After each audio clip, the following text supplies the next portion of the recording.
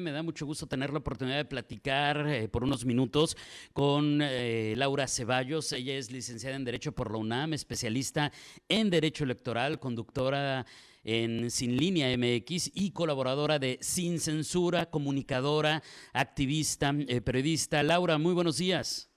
Hola David, muy buenos días. Oye, ¿has seguido tú el caso del expresidente Felipe Calderón en cuanto a su caso en la Corte Penal Internacional de La Haya? ¿Nos apoyarías, Laura, yéndonos al principio? ¿Cómo comienza todo esto? ¿Cuáles son las denuncias en su contra? Y pues ya nos platicarás también, evidentemente, en qué punto va. Mira, de hecho las denuncias son varias las que están iniciadas en la Corte Penal Internacional. Una de tantas es esta que refiere Nancy Flores de Contralínea en su artículo, que es la que endereza el colectivo Solecito de Veracruz. Sin embargo, es nada más una de varias.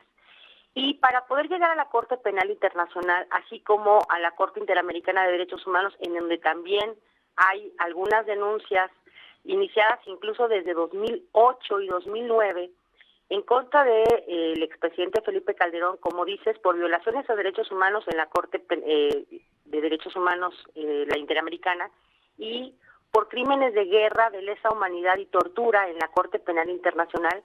Para poder acceder ya a estos mecanismos internacionales, hay que agotar primero las instancias legales internas.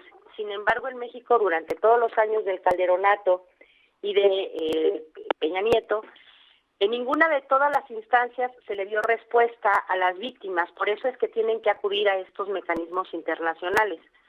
Y en el caso, pues, el del colectivo Solecito de Veracruz ya tiene como el punto de llegar a hacer la parte de la sentencia como tal, y solamente se requiere que el Gobierno de México, a través de la Secretaría de Relaciones Exteriores y de la Secretaría de Gobernación, hagan esta aprobación, manden a través del Senado una aprobación de que se pueda solicitar a México la información para terminar de incoar todos los expedientes con los que ellos están trabajando y poder dar así lugar a la sentencia, que sería en este caso por estos tres delitos, que es de lesa humanidad, crímenes de guerra y tortura, que en el derecho internacional penal son muy graves, son de los que verdaderamente pues atañen no nada más a la persona que sería el expresidente, sino también pues sería una tacha a México, porque durante los años del Calderonato estos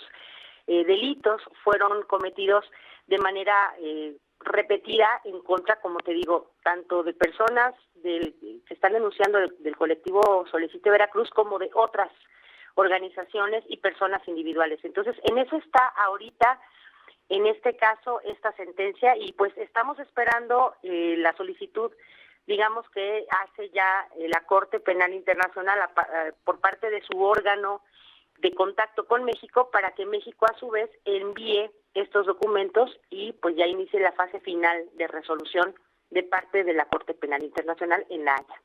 Oye, son temas bien delicados, digo, si de algo se puede hablar en este mundo, que es de lo peor que se puede cometer en cuanto a una atrocidad, una persona que está en el poder, pues es cualquier delito de lesa humanidad. Pero habría manera de que, digo, también sé que hay ciertos temas que tienen que tratarse con mucho cuidado, pues el asunto de no revictimizar, de no exhibir, o sea, hay que tener mucho cuidado con estos temas, según tengo entendido, Laura. Pero habría manera de que nos platiques un poquito qué tipo de acciones sufrieron como para que este colectivo Solecitos de Veracruz siguiera este camino tan duro. Y me imagino que debe haber sido pues muy complicado todo lo que vivieron para llegar finalmente a La Haya, ¿no? De hecho, en este caso, que te reitero, es el de Solecito de Veracruz, ellos acudieron a la Corte Penal precisamente por delitos de desaparición forzada. Muy bien. El delito de desaparición forzada lo comete forzosamente el Estado, a través, en este caso, de su ejército, y por esto son los delitos por los que ellos en específico están acusando. Y obviamente también pues el genocidio, la tortura, estos son los delitos que ellos están también acusando. Y en efecto la revictimización es muy delicada, pero en este caso la Corte no estaría revictimizando, estaría precisamente poniendo al centro a las víctimas para la reparación. En este caso, pues la reparación de la desaparición forzada sería pues encontrar a las personas, obviamente pues con vida si fuera posible, pero en el caso de que esto no suceda, pues saber en dónde están los restos de las personas, y esa sería la forma de reparación que las víctimas, en este caso los familiares, están persiguiendo. Entonces aquí no se corre el riesgo de revictimizar ni de exhibir doble, porque pues la Corte a la hora de sentenciar obviamente sí exige a México que ejecute obviamente alguna orden de aprehensión, de detención para procesamiento a la persona y o personas que hayan cometido estos delitos, pero también hace recomendaciones para que en el cuerpo legislativo de México, en todas sus leyes, se armonicen, si hace falta en sus instrumentos alguna porción legal para que esta clase de delitos no sean repetidos en el futuro. Entonces, eso es lo que se busca, la no repetición de actos de este tipo, que sería el de desaparición forzada, y pues te digo, la revictimización aquí no cabe. Muy bien, qué buena explicación nos acabas de dar, te agradezco mucho por ello, Laura. Y pues hay una pregunta que creo que tal vez es muy obvia y que es si están dadas las condiciones para que el Senado mande pues esa aprobación, ese requisito que falta. Desde la perspectiva política parecería que sí, pero ¿tú qué ves?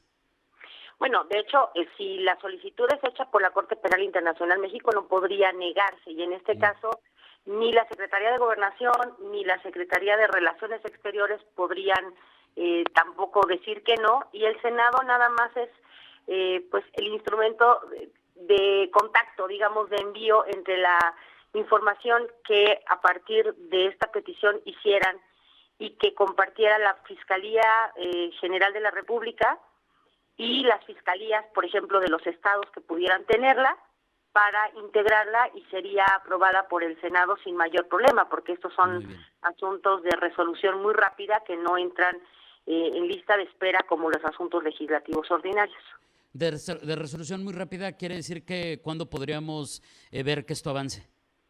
De hecho, hasta que no llegue la solicitud formal no podríamos saber en qué tiempo se discuta, pero me refiero que no tiene que hacer fila como el caso de a lo mejor, no sé, una reforma de ley o alguna discusión de aprobación de algún artículo. Este es otro tipo de asuntos y se resuelven de una manera mucho más expedita, porque no tiene que hacer como la fila de discusión de los asuntos. Entonces, en cuanto llegara la solicitud, pues podríamos ya saber el tiempo en que el Senado dé la respuesta, y supongo, como esperamos todos, que sea favorable y que envíen todo lo que se les solicite, pues para ya dar trámite a este asunto tan largamente exigido por los mexicanos. Claro. Ahora, ¿y de ahí qué sigue? Para poder entenderlo ya en cuanto a lo que podría venir, Laura, mandan estos documentos y de ahí qué sigue. La Corte Internacional emite como una sentencia, un dictamen, ¿qué tipo de sanciones pueden venir? O sea, ¿qué sigue? De hecho, o sea, como en cualquier proceso penal, tendrían que darle, obviamente, al acusado, en este caso a Calderón, la oportunidad de defenderse, pero tendríamos que ver también, posterior a que se haga la propia defensa de Felipe Calderón, un proceso como se lleva normalmente, en donde se exhiben las pruebas, se valoran, y al final la Corte Penal emite una resolución que en este caso pues sí obliga a México a cumplimentarla, porque los tratados internacionales obligan a las partes que los firman a cumplirlos de manera pues expedita y pues sin zafarse de decir esta partecita no la cumplo, tienen que cumplir con toda lo que la sentencia diga, y al final pues si la Corte Penal Internacional decidiera que este expresidente es responsable, y con él obviamente las personas que estuvieron por debajo de él en las órdenes, en la cadena de mando de los crímenes que se le acusan, pues estaríamos viendo pues una sentencia en donde podrían incluso encarcelarlo. Esa sería de alguna manera la conclusión como más clara que podríamos ver, pero bueno, sí habríamos de esperar pues un proceso en donde él también se defienda, porque al final de Claro. cuentas es su derecho, ¿no? Por supuesto. Laura, te quiero agradecer enormemente este tiempo, esta explicación que nos da luz en un tema muy controversial, pero del que a veces hay mucha desinformación, como tú sabrás en muchas otras temáticas. ¿Algo para cerrar, algo más que agregar antes de despedirnos?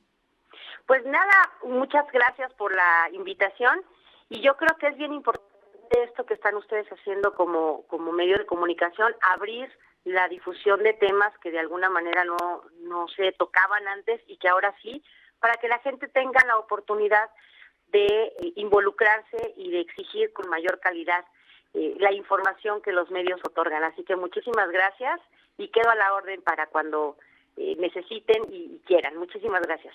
Gracias y un abrazo a la distancia. Es Laura Ceballos, ella es licenciada en Derecho por la UNAM, especialista en Derecho Electoral, conductora de Sin Línea MX y colaboradora de Sin Censura, comunicadora, activista, pues platicándonos de entrada que los casos contra Calderón en la Corte Penal Internacional de La Haya son varios, no es uno, pero el más importante en este momento por el momento que están viviendo es el del colectivo Solecito de Veracruz.